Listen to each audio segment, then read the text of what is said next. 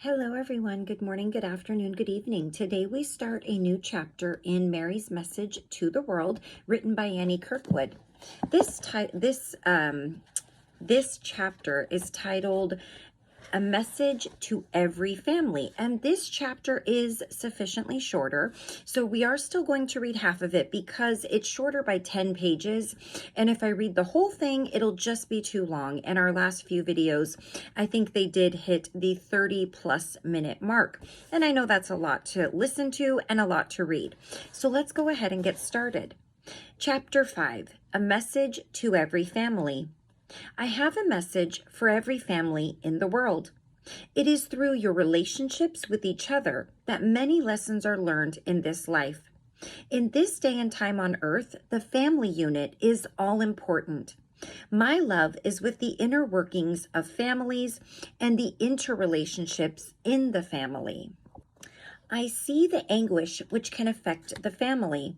I hear through your prayers the concerns of the family, however loosely united they are. This is my message. The first obligation of each individual in the family is to love, support, and pray for each other. True, you are only responsible for your own actions, but through prayer and meditation, the family unit is strengthened and made whole. All have congregated into each family unit to grow, live, and learn together. There are no accidents of birth. As always and in all things, this is your individual choice. I know that I have shared that in the past, and there are a lot of people who struggle with that message because they don't come from what they would consider an ideal family. They come from families where their mother or father may have been absent, an addict, abusive, whether it would be, I don't think I can say the word, but inappropriately, if you get what I'm saying, abusive or physically abusive by way of violence. So I think this subject alone and this realization can be very hard for certain people to understand or accept or even believe. And I understand that. And so if you're struggling with that for that reason, there may be a bit of an explanation coming up. I do believe there is, because she does talk about abuse. She does talk about things like that in the family unit. Okay, you choose the family with which to unite. The you who chooses the family is your entire self, the higher self, and all personalities. The family situation is carefully selected with your life goals in mind. These parents, brothers, and sisters have been of your choosing. You are united with this family for a cause and a purpose. The seeking of this cause and purpose is your goal. In finding the purpose, you will find God. Your connection to His great mind will guide you in all decisions and lead in the paths of truth. Love holds the family together. Love can replace hostility and anger, which simply cause you to alienate yourself from your good, which is only in God. Bring love back into the family by loving your spouse, parents, children, brothers, and sisters. This love needs to be unconditional, as is the love of God. You do not need to approve of each other's actions in order to love. This love, which is a healing balm to the family unit, will be unconditional love. As individuals in the family unit are healed in love, so will cities, nations, planets, and the entire universe be healed. This healing is ever growing and ever encircling as each individual pools his love. Release the love of God into your family, cities, nations, and into each individual who resides in your world. Begin with yourself and your family unit. Love will not be contained in one small group. Love is ever increasing and ever moving in an outward search for more to love. Love is engulfing in its approach to mankind. But love must have a vehicle to be able to reach out to others. Become a vehicle of God's love. Divine love reaches out to the family, nation, and world. Here is how to bring the love of God into your family. Begin by prayer for yourself and your family to clear all angers, hostilities, and fears from within. Ask God to help you open your mind and heart each day to receive His love, to allow His love to pour through to your family. In meditation, seek to bring the love of God into your heart. See this great love beaming into your home. This is a mental exercise, but the mind and heart are your only method to reach God. This we have said over and over. Jesus repeated this same message in many different stories and in many different ways. I bring you the truth which was first given to Abraham and to the others throughout the world in different languages and in different cultures. This is the same old story. It is imperative now for each person to find his connection to God and to grow spiritually, because this era is short of time. As this era comes to a close, there will be many who will lose their physical lives and will have wasted this precious time. It is easier to work with God's truth on earth, to practice and to prove these truths on earth. In the spiritual world, all is accomplished through the mind. There is no hard physical evidence of what you think. On earth, your thoughts and attitudes are virtually turned into stone and matter. What you think is how you live. Your beliefs are the circumstances of your life. Do you consider yourself unworthy? The evidence of this belief is visible. Take this precious time to prove God's great love to yourself and to your family. Bring more people into the circle of God's love. Convert to your original essence in God. Return and prove to yourself what is worthy, what is true. This is only accomplished in prayer and meditation. Turn to God in your heart and mind. Return to God. He is the love which is encircling this entire universe. Allow Him to enter your mind and heart. It is your decision and choice to live in God's love or to live in fear. Now we're going to talk about marriage. My call is to the whole world, and I am telling you of events which will be monstrous and gigantic in scope. Not only are you to pray for yourselves and the world, but become close to the ones you love. I would like to give some advice to the young who are considering marriage or who are currently in a marriage. Marriage, dear children, is for a lifetime, and it can be a good life or one of hell. Marriage, as everything, is up to you. Make the most of it. It is the commitment of the Spirit which is important and not the legalities of earth. But in honoring the laws of your nation and culture, you honor the commitment. When you are truly committed to each other, your every thought will be for the good of both. You will begin and always think in terms of the family. This family unit which you have started is a world of itself.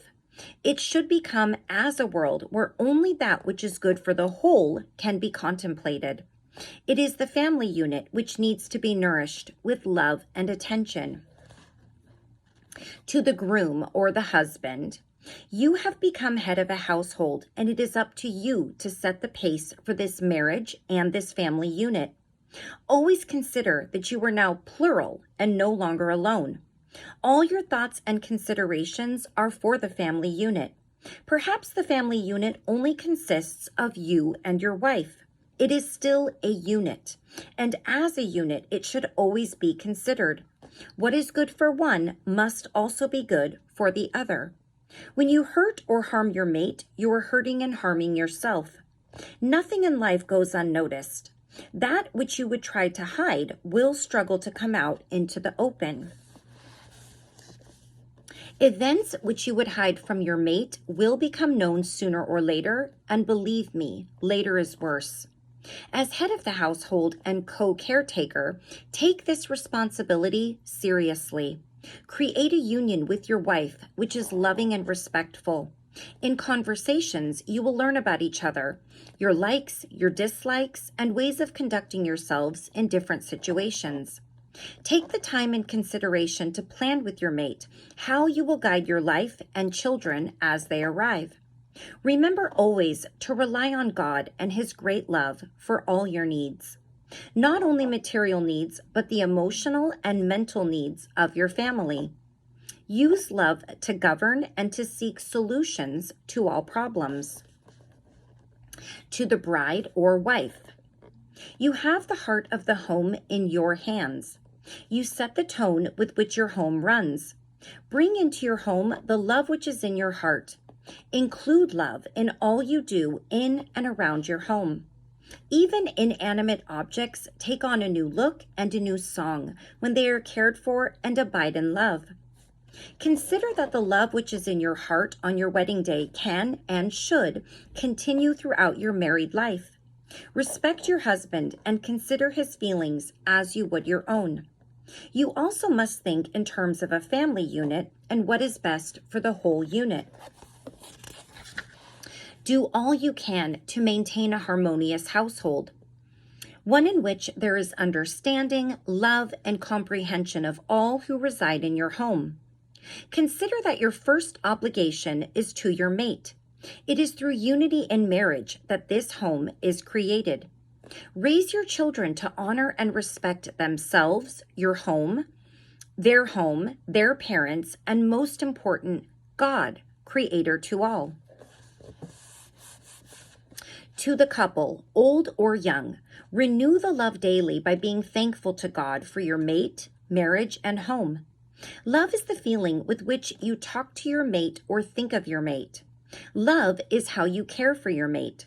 Perhaps it is hard to be demonstrative and show your love, but there are always thoughts which can be sent to your love daily.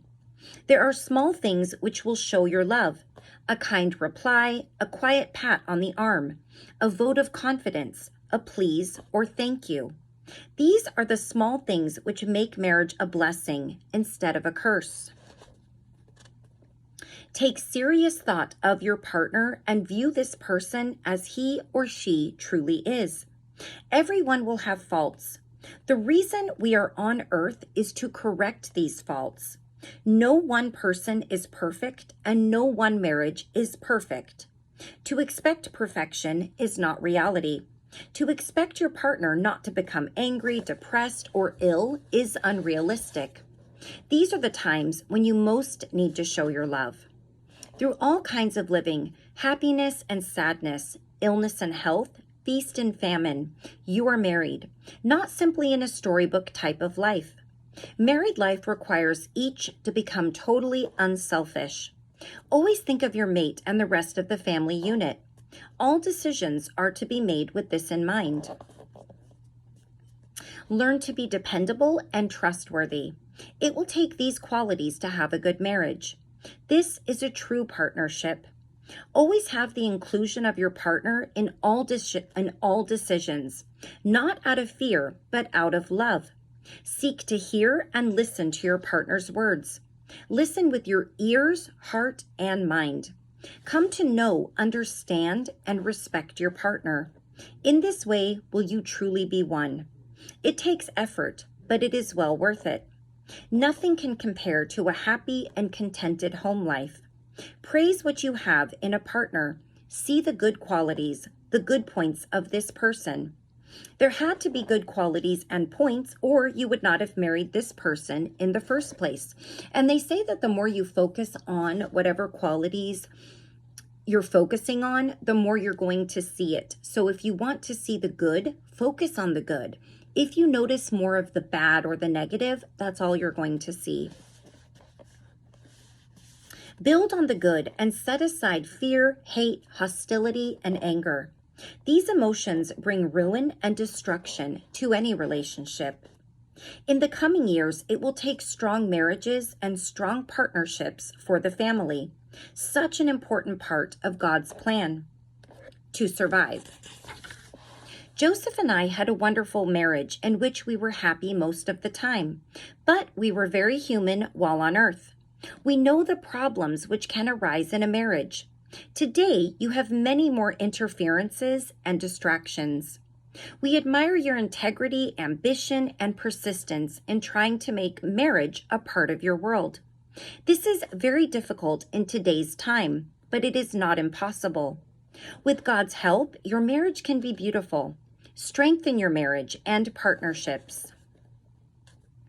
You will need love and comfort, which can only be found in a home.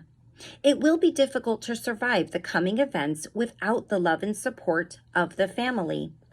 Do not bring children into this world unless you can commit a huge amount of work and love to these individuals. Bring children into a home in which there is love and understanding. The little children born at this time have much to face in their future. True, this is the choice you made in spirit, but help the little ones with guidance and care. This will set them in the right direction. Marriage will become the important part of your lives once again. Marriage will give you the refuge from the outer world and a haven to rest in. This is how marriage should be. Spirit requires this union of male and female. Even in today's world, where you have such an easy time ridding yourselves of mates, you still seek to unite with another. It takes commitment on the part of male and female to make a marriage what it can be. If only one makes the commitment, it will not work, for it will take both individuals working, loving, and seeking the same general goals as a family unit. And now we have familial love. It's a little warm in my room here. Okay, familial love. Today the young speak much of love, but do not live love. The young romanticize love and think of love as some wonderful cure for all. Love is seen as magical in quality. Pure love, which is God, is magical and a cure for all. Human love has not reached these heights. People confuse divine love with romantic love. In some languages, there are different terms for these kinds of love. But your language is lacking in terms and conglomerates all kinds of love into one general term. She did talk about that earlier. Americans and speaking English only have one term, while other languages have a few terms. I'm just seeing where I left off because I totally lost my place. Romantic love is a glimpse of divine love. It is but a preview of divine love. Romantic love, which so envelops the young, is only the illusion of divine love. If you are constantly looking for romantic love, you will be going from partner to partner and from mate to mate. Divine love is something which is obtained only in and through the spiritual realm. This type of love, romantic love, is not practical in a marriage, and you must be practical. Romantic love lacks the substance of divine love. Now, general love is called esteem, caring, and admiring in other languages. It is general love you feel for all life forms, for your pet, friends, neighbors, and countrymen. This is a good element of love and one which needs to be a part of your marriage. As you love all life, general love will grow. Within the family unit is a love which I will call, for want of a better term, familial love. This is the type of love which will unite your family in love and purpose. This is the love which grows to include all members of the family unit. The love which you and your mate have will be an incorporation of all these loves. It would behoove you to ask God to fill your home with divine love. This is the love which will heal the arguments and the unpleasantries of learning to live in intimacy. Divine love will become the substance of your marriage. And the last section we're going to read before we the last section we're going to read is on the children. I marked the wrong spot here, so let me fix that. Okay, the children.